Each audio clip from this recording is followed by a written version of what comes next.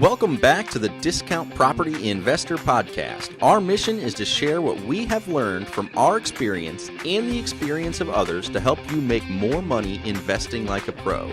We want to teach you how to create wealth by investing in real estate the Discount Property Investor way. To jumpstart your real estate investing career, visit freewholesalecourse.com, the most complete free course on wholesaling real estate ever. Thanks for tuning in. All right, guys, welcome back to the Discount Property Investor Podcast. I am your host, David Dodge. My co-host, Mike Slane, is in the field buying us some rental properties today. However, I am joined by a friend, a fellow mastermind member, and a kick-ass rock star of a real estate investor, Mitch Steven. Mitch, welcome back to the show.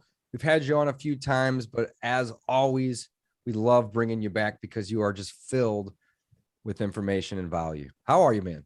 Yeah, I'm glad you said information and volume. I wasn't sure you were going to say I was filled full of, but that's good. I like that.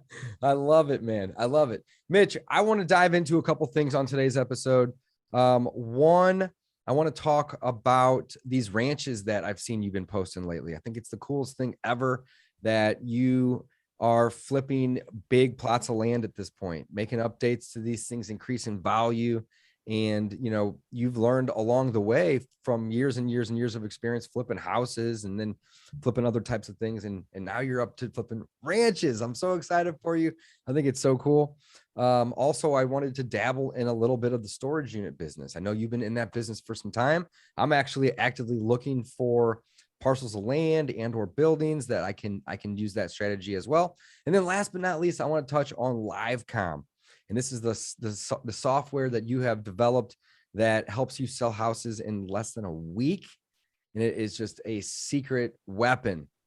It is an amazing tool for any and all real estate investors. It does a lot. It does a lot more than just help me with the sales of the houses, but it's, you know, it's all about technology and how, you know, staying up with what can be done. And it saves me a lot of time. It saves me a lot of money. And it actually cut my days on market down to 4 days now in the last 200 houses. So my days on market to 4 days. Yeah. And it also increased, you know, I sell houses with owner financing, 30-year fixed notes. So it also increased my down payment from 10% to almost 15% because I got that much competition looking at my houses to buy them. So wow, so it's been good all the way around. That is awesome. That is so awesome. So number one, let's talk about these ranches, man. I was fortunate enough to get to come out and visit your ranch. Thank you for that day. That was so amazing. Such a beautiful part of our country. And lately I've seen you posted about a ranch or two that you've bought and that you're like, and making some improvements to, and you're flipping. And this is awesome. Yeah. Well, which is why I'm in my truck right now, is because, you know, we had a podcast. My motto is adapt, overcome, you know, achieve. So we had this appointment. I had some place I got to be, and they're a long way from civilization, some of them. So like, I thought, well, I got a hotspot on my phone. I'll just get to the nearest town or stop in the nearest town and I'll make sure that we have some reception. We get this done. So that's why I'm sitting in the back seat of my F-250 and we're getting this done. All right. So hey, that's awesome. We appreciate you. I don't have a cool of a backdrop as David does, but let me tell you this. I'm not here for the backdrop. I'm here to drop some content on you guys. So that's what we're going to do. So that's right. If my content bothers you because I'm in a truck, maybe you need to move along. Yep, that's exactly right. So, you know, as you mature, you can move into higher echelon stuff. I mean, technically, if you're of the right mindset, you know, I could have went right to this from the beginning, but, you know, it's kind of intimidating when you don't have much money or don't have a lot of cash flow to venture into bigger deals, although there's ways to do it if you just bring on partners. Your job is to find the deal and to clear yourself enough room to be in the middle of it and then have someone else bring the money. Could have done it. I just, you know, was limited by my limited beliefs. You know what I mean? So I got to it 27 years later when I can buy the ranch myself with my own money. You know what I mean? But right. But so It's not any different than anything else. We find undervalued properties or properties that have problems, just like houses, and then we go solve the problems just on a much bigger scale. The difference is sometimes in these ranches, you can break big ranches into smaller ranches. So like we bought 1,700 acre ranch. We broke it into 100 acre or 50 acre ranchettes. So we end up with 20 plus littler ranches. We call them, like between you and me and the fence posts, we'll call them ranchettes. You take the ranch and break it into ranchettes.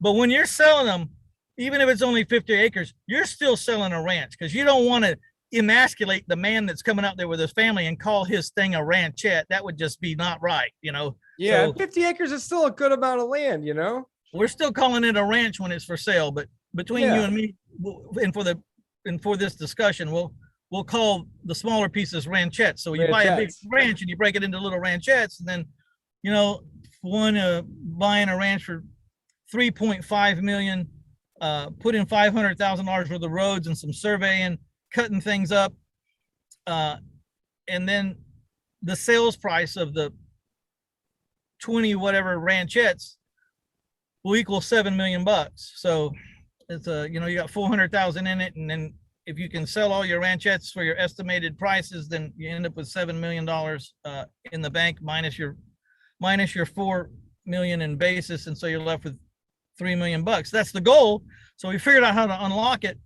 Now I have to go out and I have to drag that equity in, and that's yet to be seen. But I don't, you know, whether I fall 50% short of my estimate is still right. You're still going to be back to break even, man. Well, no, I'm saying the estimate's to make 3 million. If I only make 1.5, oh, right, exactly. Yeah. The reason why I went in to it was because what's the chances I can't sell all these things and just break even? The answer was basically zero. Yeah. So since there's, in my mind, that limit of a risk, then I'm in. Yeah, me too. Always. And so, you know, the worst case scenario, I break even, I waste time, and I learn something, you know, so I go in, that's the idea. Other ranches might have a problem. Like we bought one ranch, 822 acres, and you come in the front gate and you're looking at this super huge jump in elevation, 1,900 feet jump on one peak to the left and an 1,800 plus jump to one peak in the right. They're pretty close together, and they have a saddle, you know, that goes between them. To go in the front door of that ranch in a 4-wheel ATV with 4 people in it, you know, a 4-seater, to go over that saddle between the peaks and get to the back where the camp was, takes an hour and a half, and there's at least 3 places in that journey going up and going down that you're afraid for your life. Wow. And so what we did was we got a rock grinder. It's a massive equipment. Looks like a 18-wheeler, you know, as far as length, and it's 14 foot wide. The grinding wheel in the front. It has all this teeth and everything. This ground is solid rock and boulders and all this stuff. It just grinds a 6 to 8 inch into the ground, and it spits out the gravel about the size of your thumb, and, you know, half your thumb. And as it's going, it makes like a county road, and all this rock is held in a concrete little bucket because it ground down into the rock, about into the rock itself. Yeah. Right. So it's kind of contained, you know, in there. And by the time you get to the other end of it, 1.5 miles, you've spent 80 grand, but you change that hour and a half in that life-threatening journey of an hour and a half, you change it to 9 minutes, 35 miles an hour in your truck. So, you know, more or less 30, 35 miles an hour, you know. So effectively the problem with the ranch was these peaks in the middle, this rise in elevation, cut the ranch in half, and you couldn't really get to the back half without a monumental effort and rattling your teeth out of your skull. And so we went up to the saddle, you know, where you start to go over between the 2 peaks, and then we make a right and we make a left and go up to the top of those 2 peaks and grind a 50-foot square pad at the top of each peak. That's So what you I was go just up- going to ask. Where's the house going? Up on one of the peaks, hopefully? Yeah, this place was called the Double Knobs, which was reminiscent of the two peaks called the Double Knobs. We nicknamed it Dos Chichis because it looks like two boobies, you know. Up there. And so and then we found another 1.8 miles worth of road that we decided to spend another $80,000 to make right. And it just makes this ranch huge. Before it was like one road open over the top, and that was about it. You had a lot of woods, but you didn't have a lot of access, right? Yeah. I mean, it had 822 acres. Now it feels like, 1,500 freaking acres. It just, it just feels huge. Then we put some water wells in, brought in a 3-2 mobile home, hooked it all up to solar, so it's self-contained, and made it so that when the person buys the ranch, they can turn on the electricity and turn on the air conditioner and have coffee and eggs in the morning, spend the night and have coffee and eggs and take a shower and everything. You know what I mean? So we moved it from a very, very rough, treacherous place to like turnkey. I mean, like move in, we're ready to go, start hunting tomorrow, and that's where we added value to that. So you have, bought it for 1.1 1.25, gonna put 300,000 in it. As always, went over budget. We were planning on putting 250. It'll probably be around 350 when you get done, and then put it up for sale for $1 million profit, which has already dropped to, 750 or 800, but still a good day. And the coolest part about all this stuff is I get to hunt these places until they're sold. So I have like a new place to explore. I'm learning lots of stuff. I don't want to make it sound overly easy because there's a lot to think about. So like mineral rights is like a big thing down there. I never even heard of mineral rights until I was in Texas. Yeah, you buy the rights to the oil or the minerals or the water or the surface. I mean, there's all kinds of rights you can sell. In New York, they have air, sky rights, or to the sky rights. You can sell what's above you. Like someone could add on to the top of my building. You can take that. So I don't know. I guess you can sell just about anything if you can figure out how to describe it. You can figure out a good way to package it. Yeah. So, right. So, part of what got me here is my house business is still running. It runs. I finally have a real business. I haven't seen the last 400 houses I bought. I haven't seen the last 400 people that bought my houses. Leaves me kind of as an entrepreneur with a lot of time. Not to mention the fact that I quit drinking and smoking 2 years ago. That freed up 30 hours a freaking week. So I have all this time. So what do, man? I go explore some other avenue, and I landed in raw land subdivision and ranches and all this stuff. So I think it's amazing. I love hearing your stories. Keep posting. I love looking forward to or seeing those posts, man. I look forward to them. I think they're really, really cool. So let's switch gears for a second here, Mitch, and let's talk a little bit about the storage business. I saw a video or two, again, a post that you had made.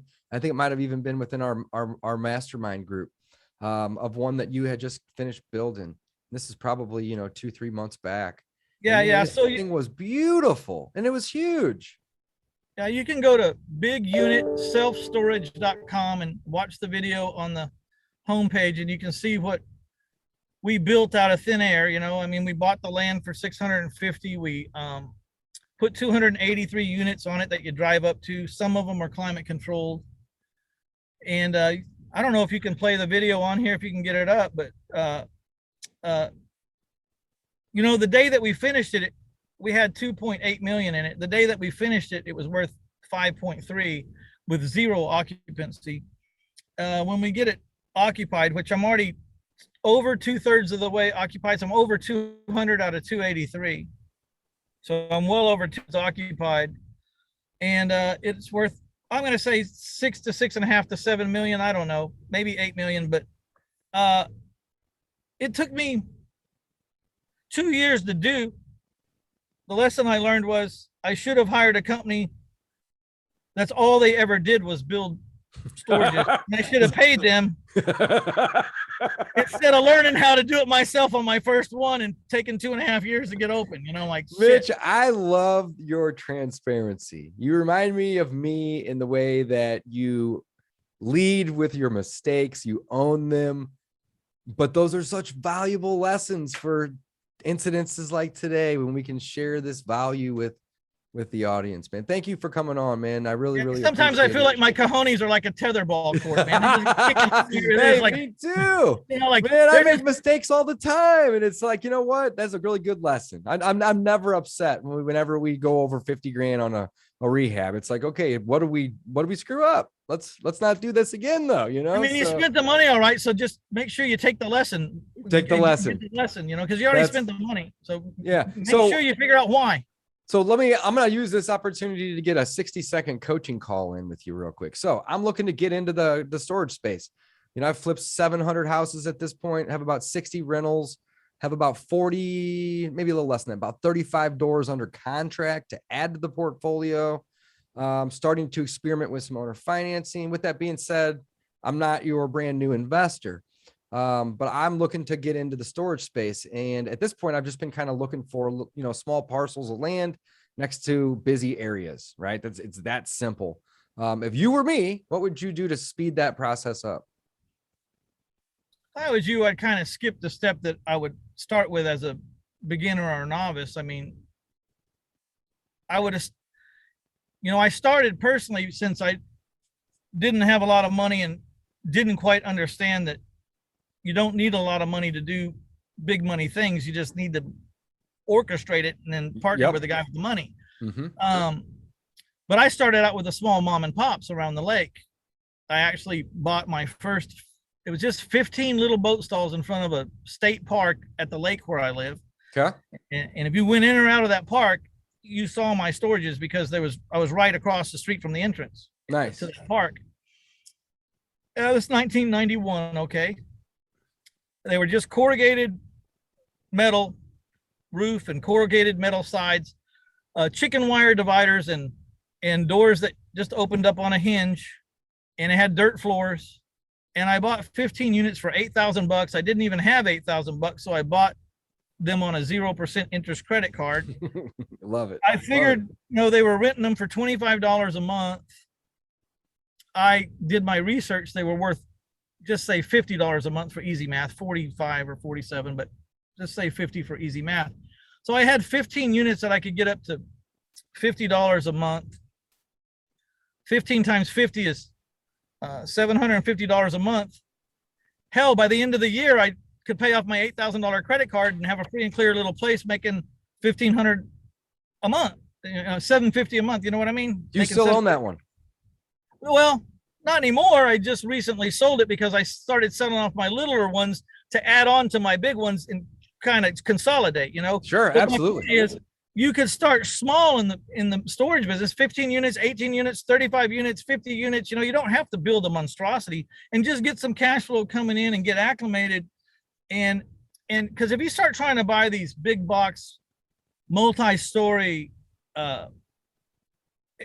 climate control facilities in the middle of the town, in the middle of San Antonio or Austin or Dallas or these big cities, I mean, they're selling those things for 4% cap rates because these REITs with billions of dollars are parking their money. They can afford to do that, right? Yeah, and making 4% on, $10 million for this complex or whatever is okay for them. That's not okay for you and me. I mean, I don't look. Do you ever stop and slow down to buy something that makes a 4% ROI? Not me. I mean, I don't even start looking unless it's 15 or 20. Yeah. I start buying at 20, 25, 30, and hopefully trying to get 30 or 40%, So right.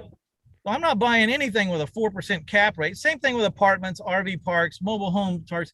If you're going to do this stuff, get out in the country and that's, if you're going to build something, you're not going to get a 50% discount on materials or labor today, especially not today. But you could buy an existing mom and pop kind of off the beaten path that's struggling because they don't even have a website. Right. And there's lots of people like that. We're buying a 23 unit right now. And that, how they lease it is in the newspaper. That's it. They don't even know about how you can use the internet to leverage that simple message of for rent, like they're putting ads in the paper. They don't know. So that's kind of where I'm leaning, is try to find one that has additional space to grow on it, because then I get my feet wet while being able to add value at the same time. And I like little places that have extra land, so that if I do a good job and I get full, I'm getting calls for certain sizes. I'm turning them down because I don't have any more, but now I know what to build. Right. And the cool thing about those little mom and pop storages with extra land is I can build 2 units extra, or I can build 10 units extra. I get whatever amount of money I have, I think I can scrape together. I can go ahead and add in little bitty chunks. You know what I mean? Of course, you do get some price break for building 25 or 30 better than if you're only building 2. There's a little, what do you call it? You get a little discount for doing more volume. It's a little less expensive to do it. But my point is, you could grow small. So I started with 15 doors. Today I have 1,300 doors that owe me 100 a month average. That's 130,000 a month. That is awesome. I love that. So are all yours managed by a company that you run? Do you third party outsource it? How does that work? Because I love the real estate business because it gives me freedom. And that's a big thing, Mitch, is that a lot of people come to the real estate investing, business, which is a super broad definition of all the different things that we could do in this business, of course. But when they come in here, they're looking for freedom, and they essentially get the opposite of that. They're working their butts off. So if I was going to do this, I would want somebody that I could hire to manage it. Is that how you do it? Well, no, because I started off grassroots and I was doing it myself because there really wasn't money to pay a manager. And I had the bandwidth. I was managing other properties. It wasn't that hard. And then as we got more and more units, now today, all of these units are pretty much around the lake where I live, but getting to the north side of that lake when you live on the south side, it's like 2 different communities, and it takes a long time to go around this lake. I mean, if you could just drive across, you could have one manager, but since you got to go around the lake to get to the other side, could be 30, 40 miles. Wow. So I have to have a north side manager and a south side manager, and we just manage the managers, Yeah, sure. So you have enough units. You have and enough units to justify having on-site managers at both of these, right? Well, I have multiple locations on the north side of the lake, and I have multiple locations on the south side. So you have a north side and a south side regional person. One facility has a manager on site on the north, and one facility has a manager. Got it. And then they can bounce around to those locations. Okay. Yeah, that makes perfect sense. So, if somebody was doing, something like 20 or 30 units, something that's extremely small, right? I guess it's relative, of course, how big they are and everything else. But but no, it's also relative. Like, what do you need to make a month to get free? What's your freedom number? You're at a job that's paying you $3,500 a month. I mean, how many units do you got to get to make $3,500 a month come in? And now you just freed up 2,600 hours a year that you don't have a job. Yeah, look at it that way. Wow, you just freed up 2,600 hours. We can worry about getting fancy later. Just get the $3,500 a month coming in so you can fire your boss. Yeah. And now, now we go to a whole nother level. I love it. All right, Mitch. Section number 3. We had a 3-part section today. We talked about the ranches and these large plots of land and ranchettes. I love that. That's such a great little word. And then we talked about the storage units. And then last but not least, live comm. So when I had you on the Coffee with Closers live stream, probably 2 or 3 weeks ago, maybe 4 weeks ago at this point, you had given us a little intro to this. And I want to just kind of, talk about this again. So this is a software you've developed, and it has a lot of use cases. Well, I'm going to let you explain it because this is your thing. So tell us about LiveComm. And this is LiveComm, guys. LiveComm, double M, and then .com. That's exactly where you're going to go to learn more about this. LiveComm is in communication. Communication has 2 M's. So make sure you get that second M, LiveComm.com. You can also go, all these features I'll talk to you about, you can go to YouTube and look up LiveComm, LiveComm, and find my channel where I describe all the features of this, because we don't have time to describe features. Sure. And how I'm using them to make money. Me explaining the technology is one thing, but you also have to explain the strategies to use the technology, because a lot of people are not just born or gifted marketers, So I like to explain them. That's what that's good for. So on the surface, it's nothing new. You go to Live.com to buy phone numbers, okay? And there's other companies out there like that. But these phone numbers are smartphone numbers. And what I mean by that is every phone number that you buy from Live.com has a text distribution list attached to it. And anytime someone calls your Live.com phone number from a cell phone, this smartphone number captures the cell phone number and puts it into the text distribution list for you. So any business person in the world should have a smartphone number or a Live.com phone number as their business. You could forward it to whatever you want, but it should run through the system, because what business wouldn't like to capture the cell phone number of everyone who ever called their business? It doesn't store repeat phone numbers. It'll only store a number once. So if someone calls 10 times a day, it's not re-adding them to the list that they already had opted out or whatever, right? Yeah. Right. Now, what's cool about this text distribution list is it's only 2 cents per recipient of a text. And they've already raised their hand. They've already said they're interested in your product. So for 2 cents, I can send them a text message. So I'm hitting my target right between the eyes. No wasted. Like if you put an ad in the newspaper, there's people reading the newspaper that you're paying for that circulation, but they have no intention of using your product or your service.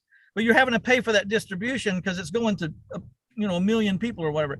This is not like that. You got it only takes 3,000 people in my list to cut my days on market to 4 days. That's not a lot at all. So let's go through some of the features, because why I invented this was because there was other services out there, but they didn't have features that I wanted, and they were charging me way more than I felt like I wanted to pay or that they should charge. So I'm about half of everybody else last time I checked. And so what happens is I buy these phone numbers and say, like, this is my problem. This is how it all got started. I had 15 houses for sale. How I was selling my houses with owner financing was I would put 20 bandit signs around the neighborhood for each house and one in the front yard. That's over 300 signs I would have out. If I had 15 houses, I had 300 bandit signs out. I would assign a Live.com number to each. Before, my problem was all of them had my salesman's phone number on all of those signs. He was getting 150 phone calls a weekend, and 3/4 of them were bullshit calls. And by noon, he was burnt out. He wasn't even answering the phone at 1 o'clock because he couldn't take anymore. Yeah, I already talked to 30 people. He couldn't remember the details on all the 15 houses. He didn't carry 15 files around with him all the time to look it all up. He should have, but he didn't. And it was a problem. And so I said, I'm gonna buy smartphone. I'm gonna get smartphone numbers. I'm gonna assign a phone number to each house. So now I have 15 Live.com phone numbers, one for each house. In Live.com, you can name your phone number. So I name, the first house, I name the phone number 123 Main Street. Next house, I name it 236 Jones Street. And I name it accordingly so I know what this list is building. It's building callers for this house. There's the address.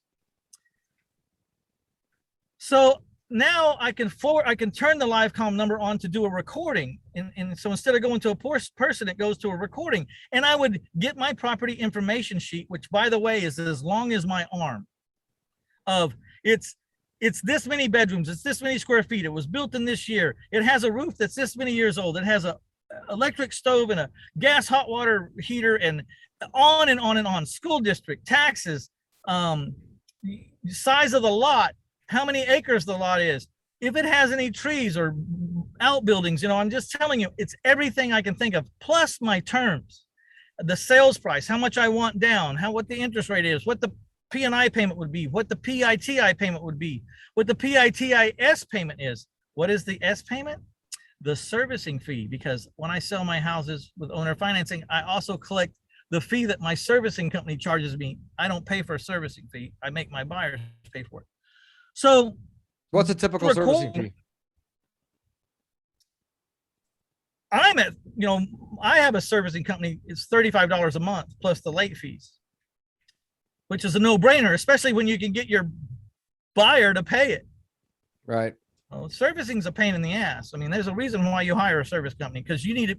That's our slogan, moatnoteservicing.com, because you should be out buying houses, not servicing notes. Moatnoteservicing.com. Yeah, because you should be out buying houses, not chasing people for payments and doing all that stuff and doing year-end reporting and all that. So now every house has this phone number. It's capturing the incoming caller's cell phone number, and it's delivering all this information. And if you get the information right in one recording, it's right every time. And this recording answers at 6 in the morning, and it'll answer at 12:30 at night, midnight.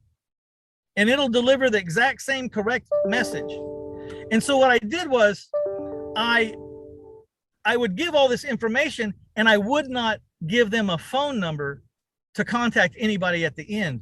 At the end of the message, after I told them everything about the house, I did this. I said, look, if you think this is the house for you and your family, or you'd like to see this house, let me tell you how you might own it. You get in the car with your family, you drive to 123 Main Street, you get out, you go look in the front yard, you walk around the house, you look at the backyard, you check out the neighborhood. And if this is still the house for you and your family, and you definitely have X amount for a down payment or more, then call the phone number in the back window. Now my salesmen are only getting 8 calls a weekend, and they're fighting over them. And these buyers have vetted themselves. They are serious people. They can follow directions. I've warned them many times that they have to have X amount or more for the down payment. I've even trained them what they need to bring, that there'll be a $2,000 non-refundable deposit, which will go towards your down payment. If you're approved, it's non-refundable. If you're not approved, you'll get it back within 7 days. Here's the receipt and what it looks like, and you need to bring me that check made out to so-and-so. So now we're training our buyers. We're also driving, so you see right now, I accomplished my goal. I lightened the load of my salesmen, but I'm still capturing all the phone numbers of all those people that didn't show up. The other 142 people, I still got their numbers, and I can still contact them through text. So next time I have a house, I can send it out to all of those people and more, because every day I was getting more and more people calling my signs. And I could say,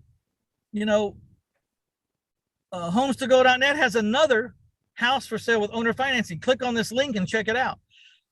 All right, let's go to the next feature. Every live comm phone number has a hello message, has a hello button. If you turn the button on, any system recognizes a pristine caller. About 30 seconds after they hang up from listening to that recording, they'll get a hello message. Says, thanks for calling. To keep up with our inventory daily, go to our Facebook business page, and we give them all the information to get to that page. And make sure that you like or follow our page so that you get a notification every time we post a new house for sale. So right now I have 10,000 people that are interested in my owner finance homes. I live in a town of 2.5 million. Let's get that straight. A lot of people. I've collected 10,000 phone numbers, and twice a year I'll send out a text to everybody that says, if you're no longer interested in a seller financed home, please reply to this text right now with stop and get the hell off of here. Yeah, so I can quit, so I'm not getting billed, basically. Yeah, if you don't want a house, I don't want you on here. I'm spending some money, not much, but anyways, why spend any if you're not interested? Right. I still have 10,000 people that refuse to leave. After you ask them twice a year, yeah, look at that. Wow. Okay, so now it's to the point where, and I've migrated 6,000 of those people are following me on Facebook now. Wow. What I learned was, as soon as I had 3,000 people, even in my text distribution list on my phone, or 3,000 people following me on my owner financed website, which by the way is 100% in Spanish, just saying. I didn't need to put any signs in my yard anymore. I didn't even need to advertise my house. That was out of those 3,000 people, I would sell my house in 4 days. I now have 6,000 to 8,000. I don't remember. I haven't looked lately. It's probably about up to 8,000 people following my Facebook business page right now. I don't even have to send out text messages now. I just have to post the house on my website. There's 8,000 super interested people. Because you're using the text initially to get them to join, so you can post there and hit them if you want to. Well, I use text for a different reason. Like, let's say my salesman's going to go do an open house. Let's say he's going to show someone the house at 6 o'clock tomorrow. Well, he can send out a text to 10,000 people saying that, 4 hours in advance, saying, I'm going to be at this house in 4 hours at 6 o'clock. I'm going to have the doors open. If you want to come see it, come by. He shows up to show his one person the house, and there's 15 people in the front yard. There's 15 people there. So not only did it cut my days on market down, but now I got people competing in how much they're giving me down. So my down payments went from 10% to 15% down because I got people competing for my house. Man. So having all this text. So there's also another feature. It's called the Instant Call Connect feature. And I cannot get through all the features here with you, but go to LiveComm, go to YouTube and search LiveComm, LiveComm. And I go through all the features. And a matter of fact, I have to add 5 more features that we've added since then. So I'm in the process of adding those. But look at the features and understand how I'm using them. And they can work for any business. It doesn't have to be real estate related. If right. I was selling pools, call for a free recording on the 5 major mistakes that pool buyers make. They call to hear that message. Obviously, they're interested in pools. My salesman just got another lead because he could turn on the Instant Call Connect button for that phone number. And anytime someone calls to listen to the recording, my salesman or my salespeople or me and my salespeople get a text that says someone from this number right here is listening to the recording named 10 Reasons Why Pool Buyers Mess Up. And so they're engaged right now. They are listening to my recording right now. It poses the question to my salesperson. Do you want to give them a few minutes to get through the recording and call them because they're engaged right now? They're obviously interested in swimming pools. Hey, newsflash, you're a swimming pool salesperson. You should probably call this guy, right? Yeah. So, and then on the other end, at the end of the recording, if the Instant Call Connect button is turned on for that phone number, it won't just hang up when he hangs up. It'll say at the end of the recording, if you'd like to be connected with a live representative, do not hang up and you'll be connected. So the caller has a chance to connect with my salesperson, and the salesperson has an opportunity, a flag that says to connect with the prospect. So that button is on every phone number. Nice. So that if that guy wanted to connect, it would just ring that salesperson. And if that salesperson didn't get ringed, he could know to ring. He could dial their number after. Yeah. Wow. And plus, whenever you're having a discount days at your pool shop or whatever, you can say, hey, everything's 15% off. And you could do it spur of the moment because these texts are real time. I mean, when you send out the text, how many text messages do you not read? None. Zero. Okay.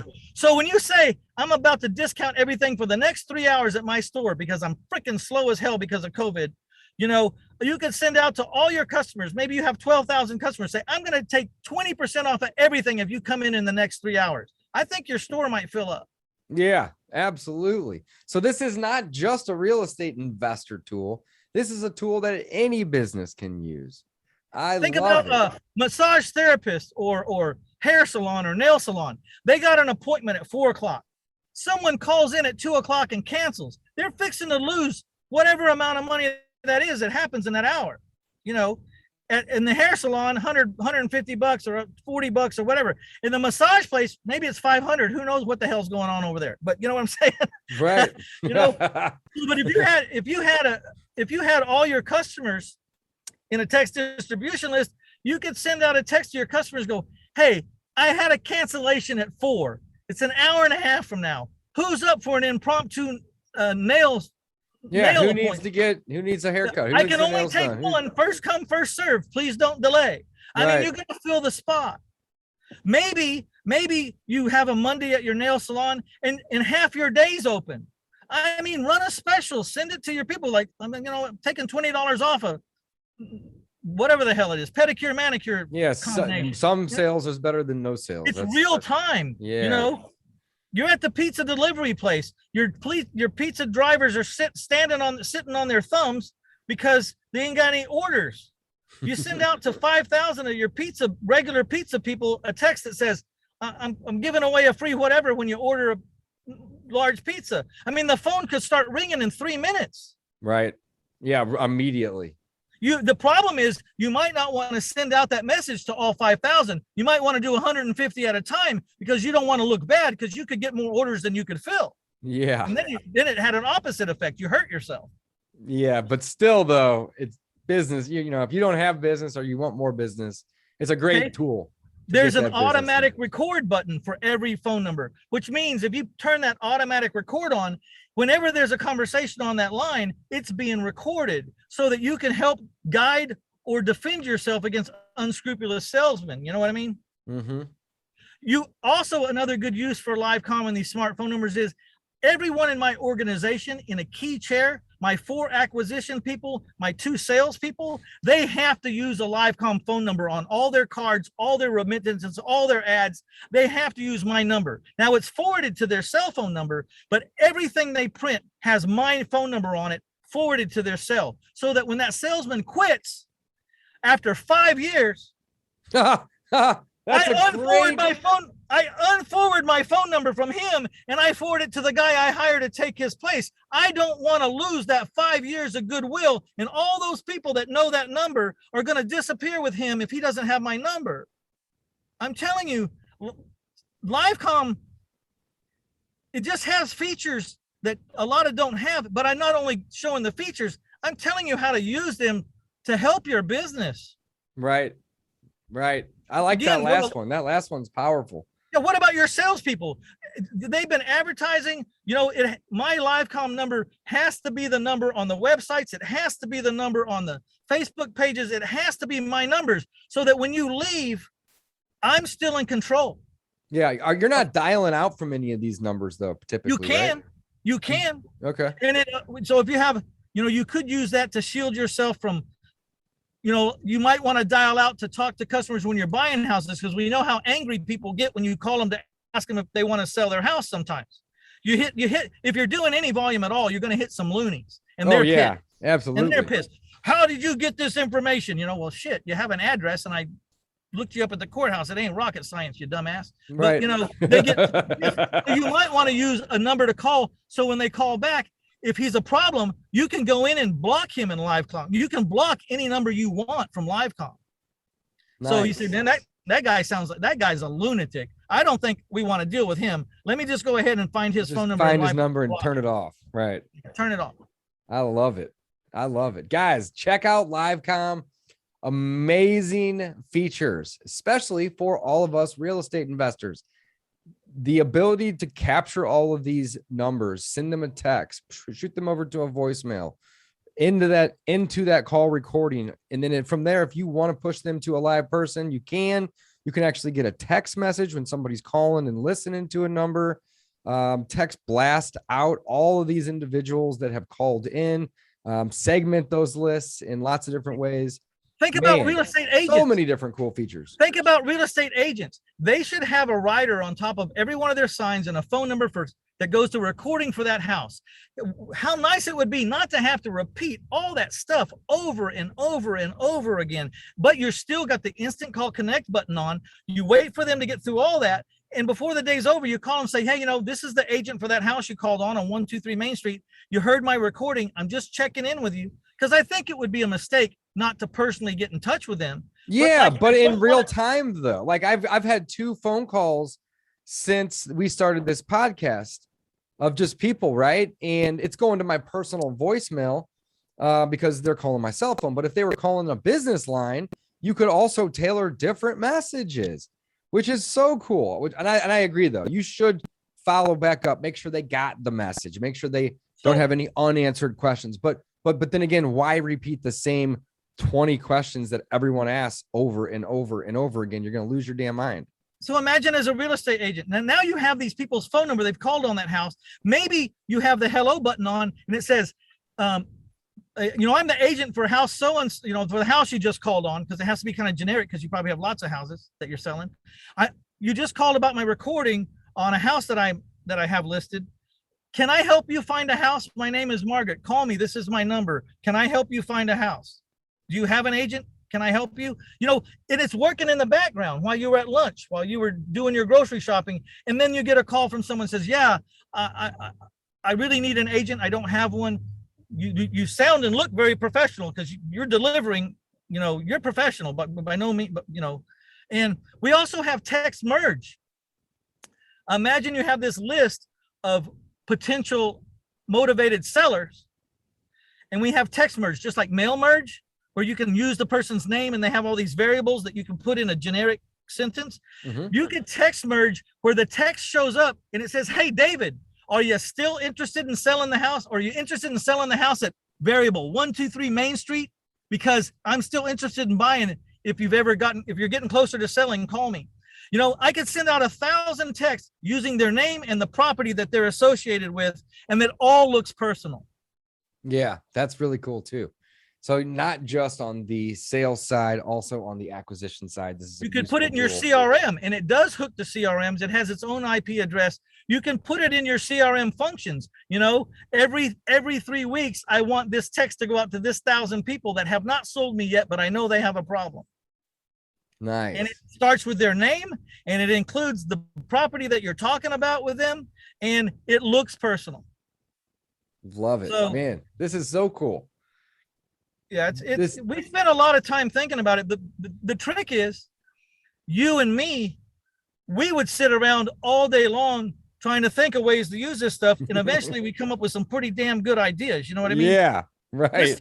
Now we're developing 2 things, and I want you to hear this. I don't normally like to talk about in the future, but it's so exciting. Yeah, let's hear it. One is, you know, when you have your chat box on your website and people can get in the chat and start asking you questions, but normally you have to be in front of your computer to do that. Yeah. Well, with LiveComm now, we can forward that chat box and their questions and your ability to answer over to text. So you could be answering the chat box while you're in a deer blind. While you're in a deer blind, you could be dealing with your chat box. That's coming in 30 days. Also, ringless voicemail. Now, here's the trick with ringless voicemail. You can't fake your voice anymore. So all of your voice has to be generic. The voicemail that you're dropping, it's generic.